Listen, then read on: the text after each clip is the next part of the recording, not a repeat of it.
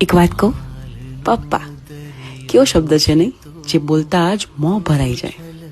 અને પપ્પા વિશે કંઈ પણ કહું ને ઓછું જ પડશે, કે એમની હાજરીથી દુઃખ કેવું હોય ને એ મેં જોયું નથી.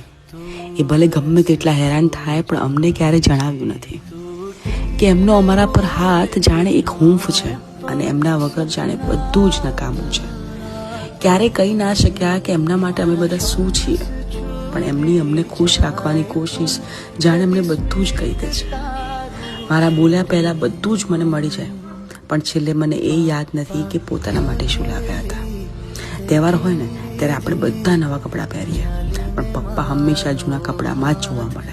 અને કહીએ ને કે પપ્પા તમે તો લાવો કપડાં કોઈ વાર, તો તરત જ એમ કહેશે મારે ક્યાં જરૂર છે, એમ કહીને તરત જ વાત બદલી દેશે. પપ્પા મારા બહુ અમીર છે, કારણ કે જ્યારે હું કંઈ પણ માગું ને એમના ખિસ્સા મારા માટે ક્યારેય ખાલી